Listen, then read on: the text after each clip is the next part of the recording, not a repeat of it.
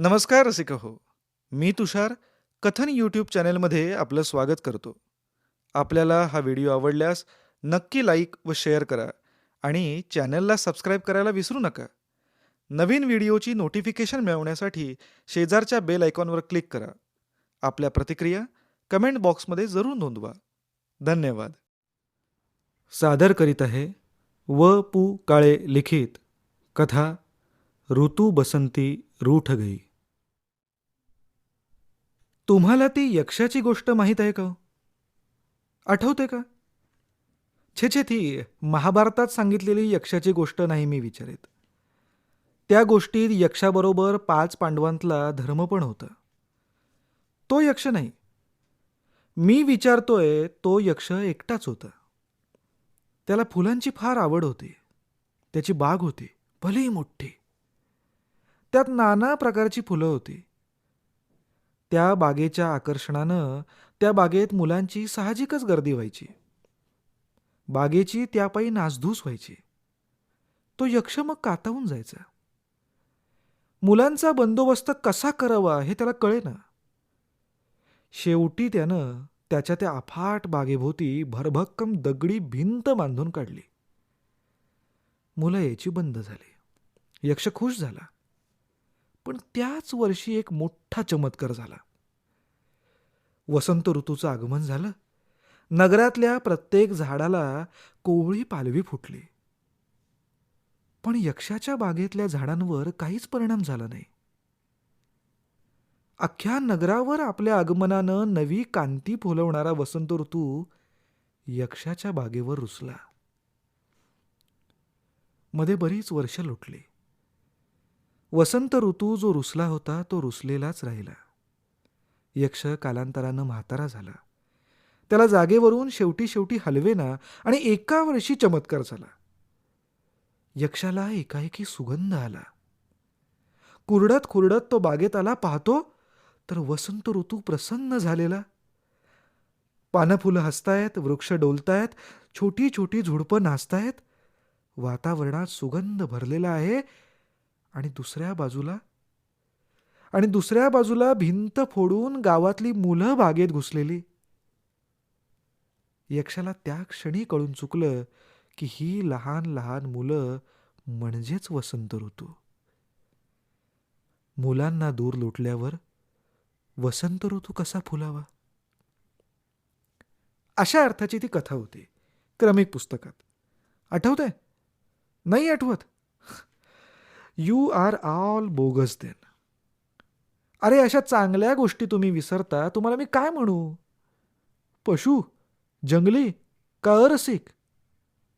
सांगा, यातलं कोणतं विशेषण आवडेल? माझ्याकडे पहा. मला गोष्ट अद्याप आठवते.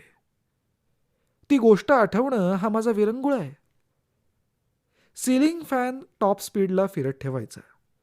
आराम खुर्ची ओढत ओढत फॅन खाली आणायची आणि मस्तपैकी यक्षाच्या बागेत एक फेर फटका मारायचा. तुम्हाला माझ्याबरोबर मी चला म्हणालो असतो, पण तुम्ही तर यक्षालाच विसरलात. अशानं तुमचं कसं व्हायचं काही कळत नाही. तुम्ही मग आयुष्यातलं सगळ्यात चांगलं चांगलं जे काही असतं ते विसरले असणार. Just possible one who can afford to forget the best story can afford to forget anything. अगदी स्वतःचं तारुण्य सुद्धा. पहिली रात्र देखील. पण माझं तसं नाही. टॉप स्पीडला फिरणाऱ्या फॅन खाली आराम खुर्ची घेऊन बसलो की मला सगळं आठवतं. माझी पहिली रात्र सुद्धा. आमचं लाईफ तसं आवरच. आमचं लग्न झालं, पण ज्याला पहिली रात्र म्हणता ती केव्हा उगवावी? तब्बल 4 महिन्यांनी. आता असं का? नाही, कारण पुष्कळ आहेत, सबळ आहेत. पहिल्या रात्रीपेक्षा महत्वाची आहेत. नाहीतर तसं काही कमी नव्हतं मला. ओनरशिपचा ब्लॉक होता, बेडरूम तर होतीच होती. अगदी डबल बेड सकट. तरी पण ती रात्र उगवली मात्र लग्नानंतर 4 महिन्यांनी. सुहासिनी 4 महिने चक्क कलकत्त्याला होती. का? ते सांगण्याची काही गरज नाही सध्या. असं घडलं एवढं खरं. मग ते 4 महिने आम्ही कसे ढकलले. तर केवळ केवळ शेजारी मीनासारखी गोड पोरगी होती म्हणून. हां, हां, हां. थांबा, थांबा जरा. उगीच आपापसात नेत्रपल्लवी करू नका. ही शेजारची मीना म्हणजे वय वर्ष 2.5. भारी गोड अन लागवी पोर. दिवस-रात्र माझ्याच अंगाखांद्यावर वाढत होती. तिला तिच्या आई-वडिलांपेक्षाही माझा ओढा जास्त होता. वास्तविक मीनासाठी मी निराळं असं काय करत होतो? आई-वडिलांइतकी माया जरी करत असलो, तरी त्यांच्यापेक्षा जास्त काही करत होतो का? मुळीच नाही. तरी ती मला का चिकटलेली असायची? साधी बाब होती. मीनाच्या घरात मीना तिच्या आई-वडिलांसाठी होती आणि माझ्या घरात मी मीनासाठी होतो. तिनं मला "थोतं थोतं ललून दाखव" असं सांगितलं की मी गळा काढून रडायचो. मग ती म्हणायची, "जरा हलू." मग माझ्या रडण्याचा आवेग मी आवरून धरायचो. मग तिचा हुकूम व्हायचा, "आता हसायचं." मी हसायचो. "हसून हसून लोळून दाखव." मग मी गडाबडा लोळायचो. एकदा अशीच मीनाची फर्माईश चालली होती. मी गडाबडा लोळत होतो. मीना खिदळत होती आणि नंतर पाहतो तो दारात मीनाचे मम्मी आणि पप्पा उभे.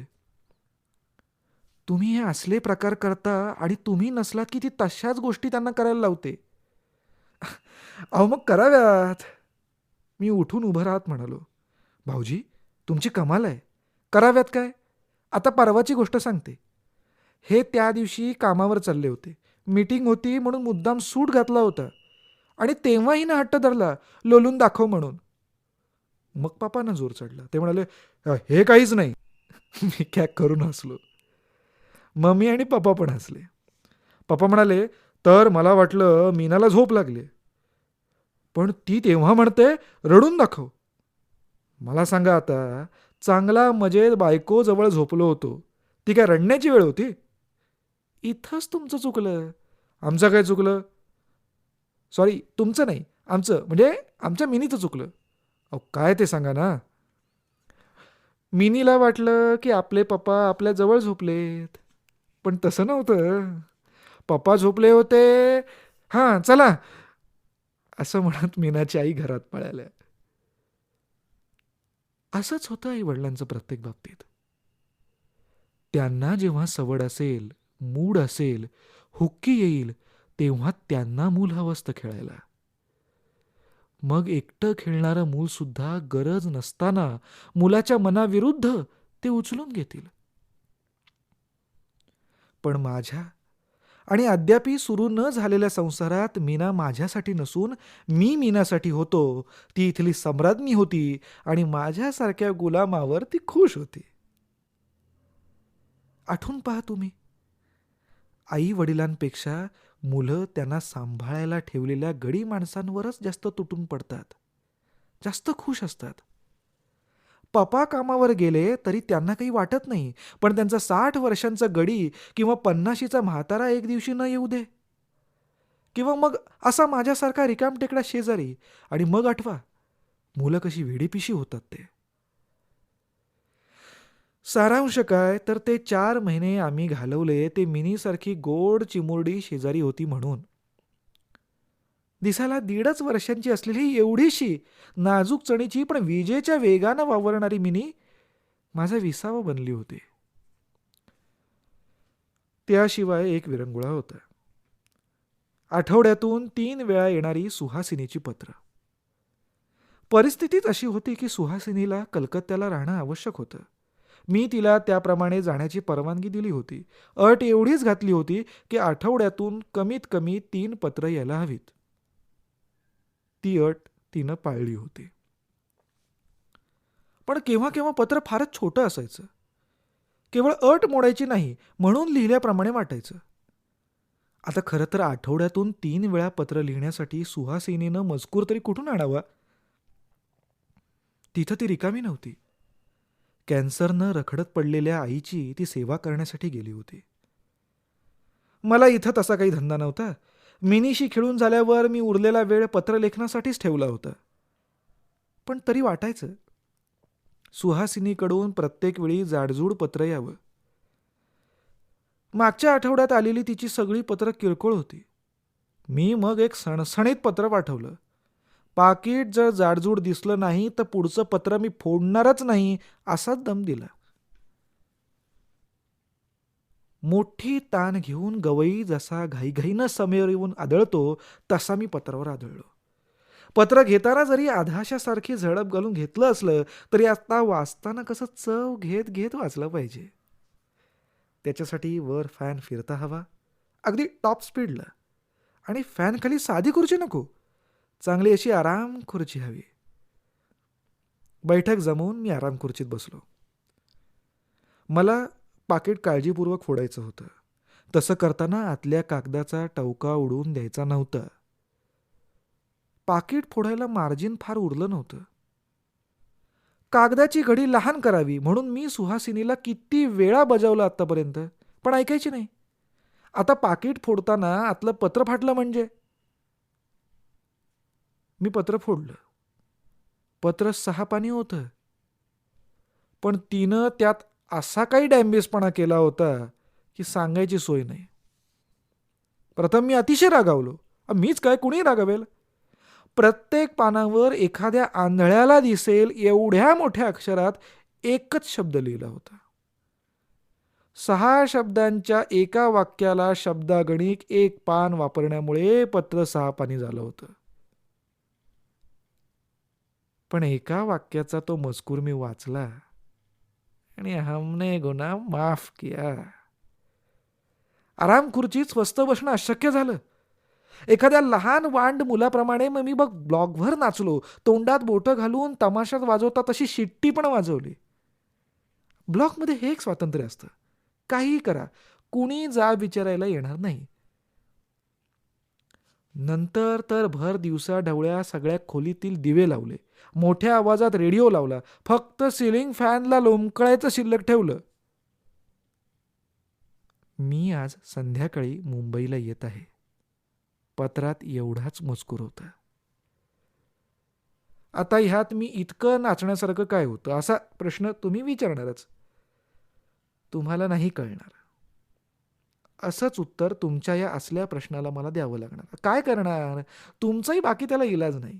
तुमच्या लग्नाला झाली ती 20 वर्ष. बायका दूरगावी गेल्यावरच तुम्हाला रिलीफ वाटणार. पण मिस्टर, माझी आज पहिली रात्र होती, मी का नाचू नये. चाळीत राहत वाचतो तर असं नाचलेलं बरं दिसलं नसतं. अग्रीड.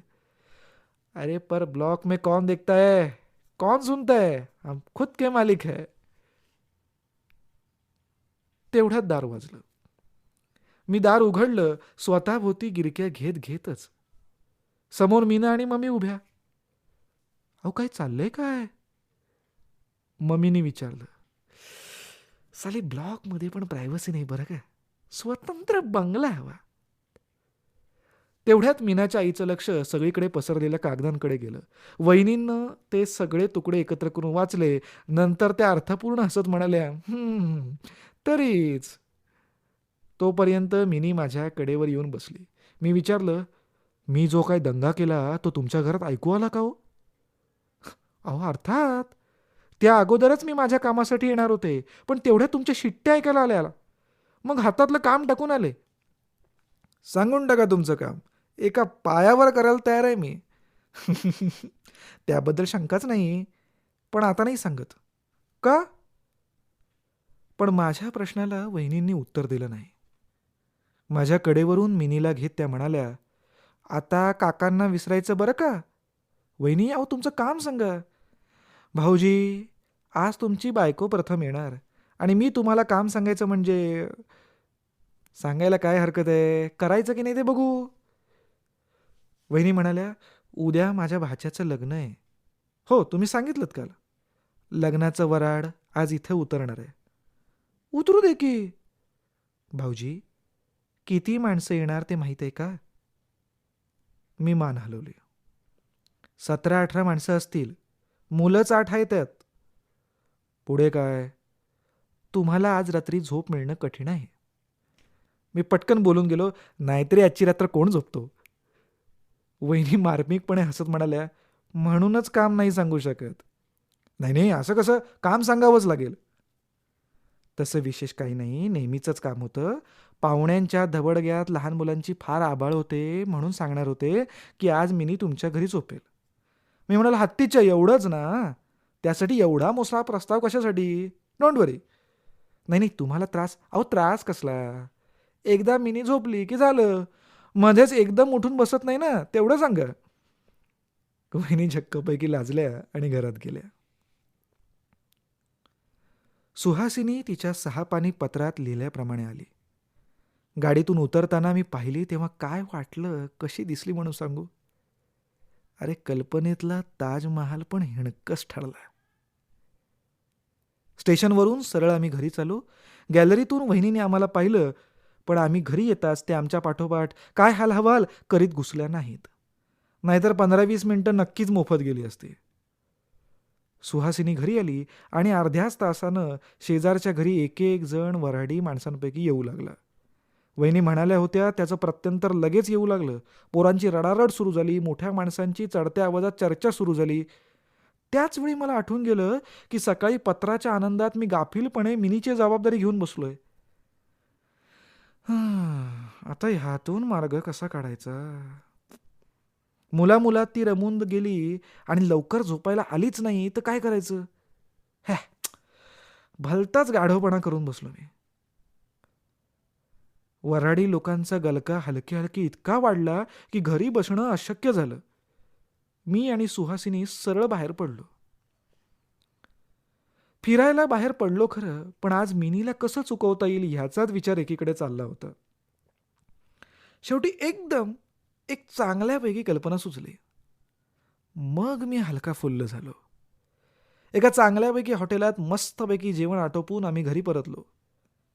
सुहासिनीला आत जायला सांगून मी त्या नातेवाईकांनी गजबजलेल्या मिनीच्या घरात गेलो. मला पाहताच मिनीचे पप्पा पुढे आले. मी म्हणालो, तुमची ॲपॉलॉजी मागायला आलोय. अरे कशाबद्दल? मिनीला मी आज रात्री माझ्याकडे झोपायला नेईन असं वहिनींना म्हणालो होतो, पण अरे यार, तुम्हाला आज सब कुछ माफ आहे. नाही त्यासाठी नाही म्हणत मी.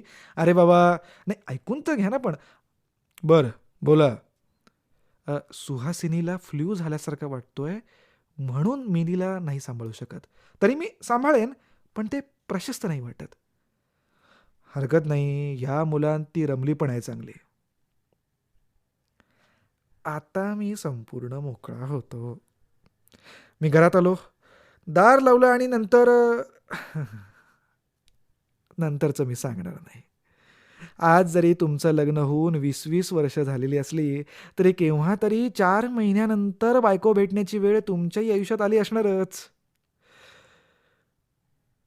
त्यानंतर कुंभकर्णानं लाजून मान खाली नव्हे पांघरुणात घालावी अशी झोप लागली. अरे जाग तरी केव्हा यावी?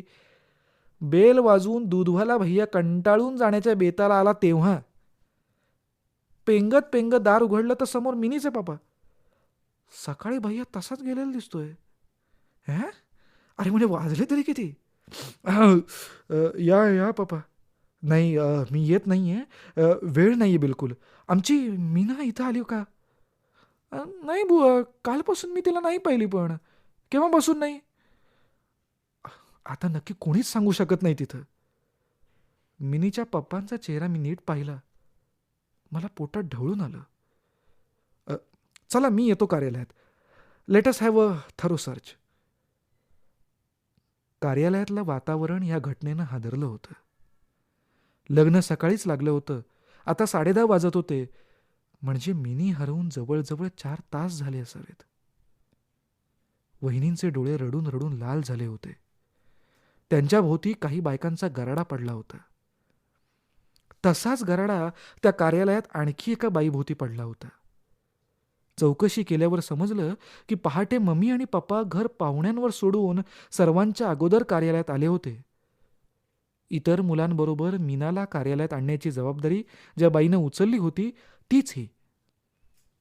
तेवढ्यात कुणाला तरी आठवण झाली की गजा काकांच्या बरोबर एक मुलगी त्यांच्या मोटारीतून गेली. मला मोटारीतून न्या असा तिनं हट्ट धरला होता. पप्पांनी बातमी ऐकणाऱ्याला विचारलं, तिच्या अंगात लाल फ्रॉक होता का? हो. पप्पा मला म्हणाले, "अ, तुम्हाला मी त्या गजाकाकांचा पत्ता देतो. प्लीज पाहून या. तिला घेऊनच या. लग्नाची सगळी जबाबदारी आमच्यावर आहे हो." मला माहिती आहे ते. टॅक्सी करून मी गजाकाकांकडे निघालो. पत्ता शोधून काढण्यात जो काय वेळ गेला असेल तेवढाच. पण पत्ता सापडून काही उपयोग झाला नाही. कारण त्यांच्याबरोबर जी मुलगी आली होती, ती त्यांच्या शेजाऱ्याची मुलगी होती. मीना जशी सारखी मला चिकटलेली असायची, तशीच ती मुलगी गजाकाकांना. मी आणि ते कोणी गजाकाका बोलत असताना ती मुलगी मध्ये आलीच. "बेटा, नवा फ्रॉक बदलला नाही अजून. तू बदल." लहान मुलाचा एकेरी उच्चार मोठा छान निरागस वाटतो. गजाकाकांनी तो लाल लाल रंगाचा फ्रॉक काढला. अहो, हिला माझं एवढं वेड आहे की विचारायची सोय नाही. तिला 10 मिनिट कार्यालयात खेळ म्हणालो तर मला सोडून व्हायची तयारी नाही. रडत आली पाठोपाठ. कार्यालयात मी जाई तो सगळेजण माझी वाट पाहत होते. फाटकाजवळच एक घोळका उभा राहिलेला मला लांबून दिसला. त्यावरून मीना अजून सापडलेली नाही हे मी लगेच ओळखलं. परत येताना मला जो टॅक्सीवाला भेटला तो बराच बोलका होता. मुलं कशी हरवतात याची त्यानं मला 10 उदाहरणं सांगितली. त्याच्या त्या अखंड गप्पांतून महत्वाचे असे 2च मुद्दे मिळाले. एक म्हणजे पोलीस स्टेशनात खबर देणं आणि सार्वजनिक इस्पितळातून चौकशी करणं.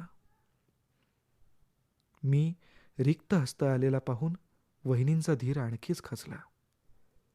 पोलिसात वर्दी देण्याचा सल्ला माझ्या गैरहजेरीत कुणीतरी दिलाच होता. पोलिसात वर्दी द्यायची म्हणजे फोटो हवा. तो फोटो आणण्यासाठी मी आणि पप्पा मग घरी निघालो जायला. वाटेनं आम्ही एकमेकांशी काही बोललो नाही. पप्पा त्यांच्या स्वतःच्या दुःखात चूर होते. त्यांचं आणि माझं दुःख तसं निरनिराळं नव्हतं, पण माझ्या दुःखात कुठंतरी खोलवर सल होता. तसा सल पप्पांच्या मनात नक्कीच नव्हता. या क्षणी मी स्वतःला अपराधी समजत होतो. वाटत होतं, काल आपण जर मिनीला आपल्या घरी झोपायला ठेवून घेतली असती तर कदाचित कदाचित मिनी हरवली नसते. पप्पांनी त्यांच्या ब्लॉकचं दार उघडलं. मी बाहेरच थांबलो. पप्पांनी ट्रंका उघडल्या, कपाटं उघडली, आतले कपडे भराभर बाहेर टाकले, ड्रॉवर उघडले, पालथे केले, पण छे, फोटोचा पत्ता नाही. निर्वाणीचा उपाय म्हणून त्यांनी कोपऱ्यातल्या गाद्यांच्या ढिगाऱ्यावर पायातल्या बुटांसकट चढून वरच्या फळीवर फोटो शोधायला सुरुवात केली आणि योग असा की वर्तमानपत्रांच्या मासिकांच्या ढिगाऱ्यात मिनीचा फोटो सापडला. खोलीत तसाच पसारा टाकून त्यांनी ब्लॉकचं दार लावलं. जिना उतरताना त्यांनी सहज विचारलं, "भेटलात बायकोला?" "अरे, साफ विसरलोच." स्वतःचंच नवल करीत मी पुन्हा जिना चढायला लागलो. घडलेल्या प्रकाराची सुहासिनीला थोडक्यात कल्पना देऊन मी निघालो. पप्पा आणि मी मिनीच्या फोटोसहित पुन्हा कार्यालयात परतलो. वहिनींची अवस्था बघवत नव्हती. ज्यांनी पुढाकार घेऊन हे लग्न जमवलं होतं त्या मिनीच्या आईवडिलांचीच परिस्थिती शोचनीय झाली होती. तिथं इतरांचं लक्ष कसं लागावं? गत्यंतर नाही म्हणून धार्मिक विधी चालले होते इतकंच. पण या सर्व धार्मिक आणि मिरवण्याच्या सोहळ्याचा आत्मा असतो तो कौतुक. नवरा नवरीचं कौतुक, आहेराचं कौतुक, मानपान रुखवत, सगळ्याचा प्राण असतो कौतुक. तेच उरलं नव्हतं. कृपया आहेर आणू नयेत. आमंत्रण पत्रिकेवर असं छापलं की कसं कृत्रिम औपचारिक वाटतं. तसं कार्य केवळ रुक्ष वाटत होतं, औपचारिक वाटत होतं. पप्पा तकून खाली बसले. सकाळपासून त्यांची वणवण यात्रा चालली होती. पोटात अन्नाचा कण नव्हता. वहिनी पण तिकडे उपाशी होत्या. तेवढ्यात कुणीतरी डोकं चालवून पप्पांसाठी लहान थाटलीतून फराळाचं आणलं. "मला हे जाणार नाही," असं म्हणत पप्पांनी ताटली दूर लोटली. तेवढ्यात साधारणपणे 60 उलटलेल्या कुणीतरी बाई आल्या आणि अधिकारवाण्याने म्हणाल्या, "मधू, तेवढं खाऊन घे." म्हाताऱ्या माणसांचा असा उपयोग होतो. मिनी हरवली तेव्हा तुम्ही स्वतः कुठं होता? पोलीस अधिकारी सावंत यांनी मला प्रश्न विचारला. जवळजवळ 18वा. मी माझ्या घरी होतो. तेव्हा तुम्ही काय करत होतात? का? विचारलेल्या प्रश्नांची उत्तरं द्या. मिनीच्या शोधाशी ह्या प्रश्नाचा संबंध आहे असं मला वाटत नाही. ते पोलीस डिपार्टमेंट ठरवेल. मी ह्या प्रश्नाचं उत्तर देऊ इच्छित नाही. का? सावंतांनी विचारलं. This is harassment. इतका वेळ शांत असलेले दुसरे अधिकारी म्हणाले. रागावू नका. पोलिसांना तुम्ही सहकार्य दिलत तर शेवटी त्याचा तुम्हालाच फायदा होणार आहे. मी घरीच होतो. काय करीत होतात? संपूर्ण सांगितलं तर तुमच्या फायद्याचं आहे. बायकोजवळ झोपलो होतो. Are any more details necessary? मी चिडूनच बोललो. That's all right. असं म्हणत ते साहेब गडबडीनं त्यांच्या जागेवर गेले. बरं, आता या हरवलेल्या मुलीची उंची सांगा. मी विचारात पडलो. आता आला का वांदा? नक्की सांगता नाही येणार, अंदाजे सांगतो. हे असंच होतं. तुमच्या अंगा खांद्यावर खेळणारी पोरगी आणि तिची उंची सांगू नाही शकत तुम्ही? आता मात्र माझी सहनशक्ती संपत आली. मी विचारलं, मी तुम्हाला एक प्रश्न विचारू शकतो का? विचारा. Are you married? Yes. Any issue? एक मुलगा आहे. इन्स्पेक्टर म्हणाले. आपण त्याची उंची सांगू शकाल? नॉनसेन्स. मुलगा हरवलेला नाही आहे माझा तुमच्या मुलीप्रमाणे. मी पण चिडून म्हणालो, मुलगा हरवला नाही तोवरच त्याची उंची मोजून ठेवा. नंतर तुम्हाला पण ह्याच प्रश्नातून जावं लागेल. वातावरण तापत आहे असं पाहून पुन्हा ते दुसरे ऑफिसरमध्ये पडले. मी म्हणाले, माझी समजून नका घालू. या तुमच्या दोस्ताला जरा माणुसकी शिकवा. कायदा शिकू नका. कारण कायद्याचं पालन खुद्द पोलीस डिपार्टमेंटकडून किती केलं जातं हे जाणू नये मी. तेव्हा ह्यांना जरा रीत शिकवा. शांत व्हा. शांत काय व्हा? अहो, मुलगी हरवली आहे सकाळी घरातली सकाळी 7 वाजल्यापासून. आम्हाला काय टेन्शन आहे याची जाणीव असेल नको यांना? प्रश्न विचारायचे तरी किती? मी हे वरपर्यंत नेल्याशिवाय राहणार नाही. पोलीस कमिशनर साहेबांना आजच रात्री कळवतो. त्यांच्याकडे जेवायचं आमंत्रण आलंच आहे. मी शेवटी सणसणीत थाप ठोकली. पण जादूच्या कांडीसारखा त्याचा परिणाम झाला. म्हणजे आपण? मला वाटलं आपण आडनावावरून कल्पना करू शकाल. मी आणखी कळ फिरवली. दोघं जण क्षणार्धात सरळ आले. त्यानंतर जीटी, जे, केएम, नायर सगळ्या इस्पितळांतून चौकशी करून झाली.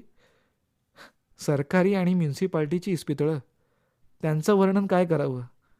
एकाला काढावं, एकाला झाकावं. संध्याकाळचे 5 वाजले. पत्ता नाही म्हणजे नाही. संध्याकाळी 7 वाजता मी घरी परतलो तेव्हा माझी वाट पाहून पाहून सुहासिनी थकून गेली होती. तिला सगळा वृत्तांत सांगितला. माझ्या मनस्थितीची तिला पूर्ण कल्पना आली. मिनीवर माझा किती जीव होता हे ती जाणून होती. तिला मिनीचा तसा परिचय नव्हता. पण माझ्याकडून जी पत्रं जायची त्यातली निम्मी पानं मिनीच्या बाललीलांनीच भरलेली असायची. गॅलरीत खुर्ची घेऊन मी आकाशाकडे पाहत बसलो. तसा मी किती वेळ पाहत होतो सांगता येणार नाही.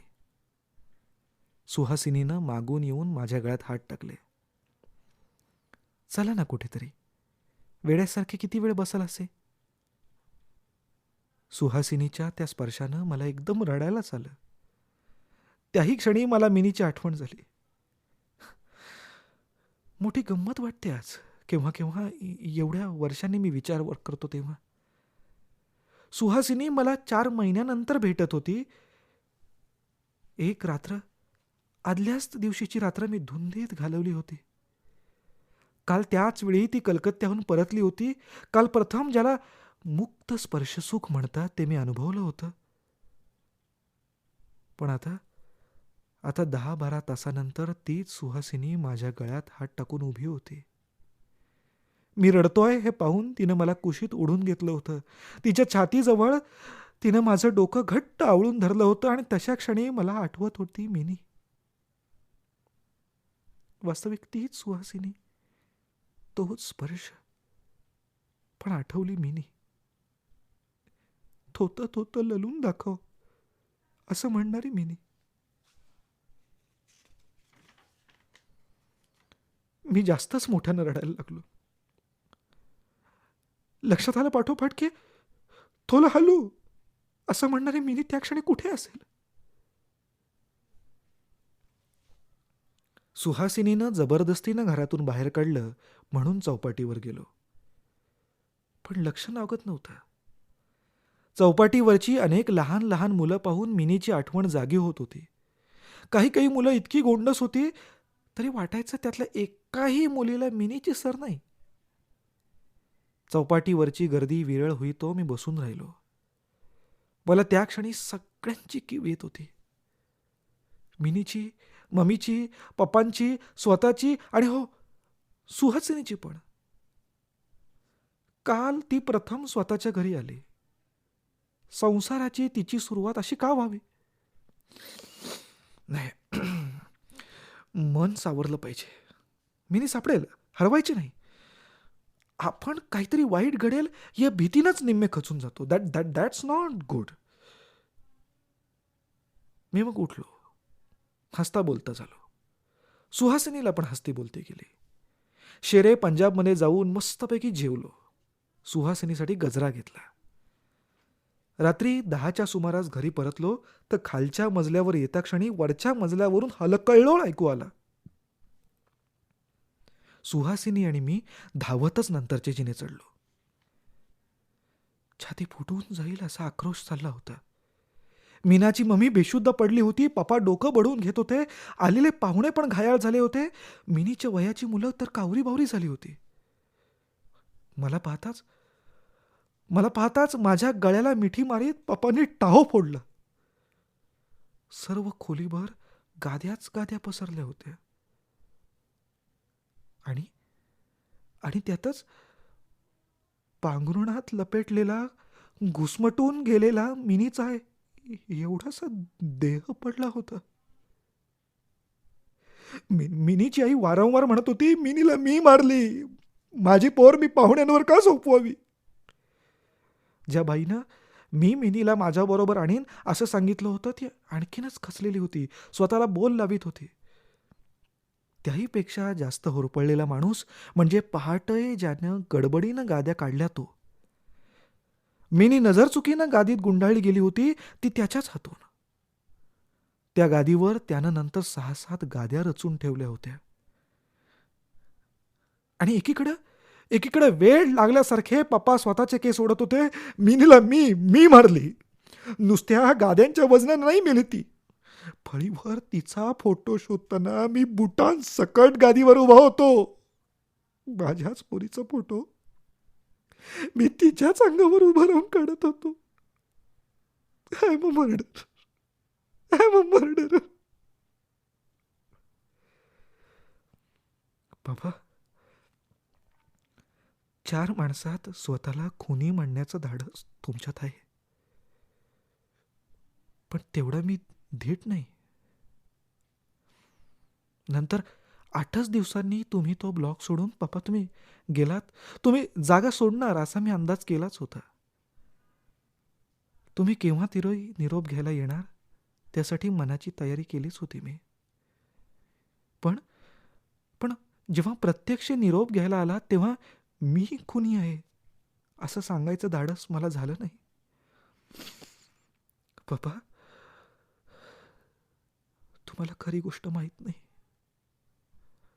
मम्मी स्वतःला दोषी धरतात. तुम्ही स्वतःला खुनी म्हणता. पण पप्पा, खरा खुनी मी आहे. तुमची माझी मिनी आदल्या रात्री माझ्या घरी झोपणार होती तेव्हा मी तुम्हाला थाप मारली. तुमच्या आणि माझ्या मिनीचा खुनी आहे मी. पप्पा, तुम्हाला मी सगळं सांगायला हवं होतं. पप्पा, तुम्ही कुठे आहात आता? 15 वर्ष झाली आपली भेट नाही. मला हे सगळं तुम्हाला सांगायचं आहे. 15 वर्षापूर्वी हे धैर्य नव्हतं पण आज आहे. पप्पा, 15 वर्षात माझ्या घरी काय काय घडलं म्हणून सांगू? काहीही घडलं नाही. होय पप्पा, काहीच नाही. या घरात पाळणं हललेलं नाही. हलेल असं वाटत नाही. अनेकदा वैद्यकीय तपासणी झाली. आमच्यात काहीही दोष नाही. सुहासिनीमध्ये पण नाही, माझ्यात पण नाही. लोकांचे तर्क चालले आहेत, डॉक्टरांचे प्रयोग चालले आहेत आमच्या देहावर आणि खिशावर. एवढ्यावर थांबतं तर ठीक होतं. आता आमच्या मनावर पण उपचार सुरू होणार आहेत म्हणे.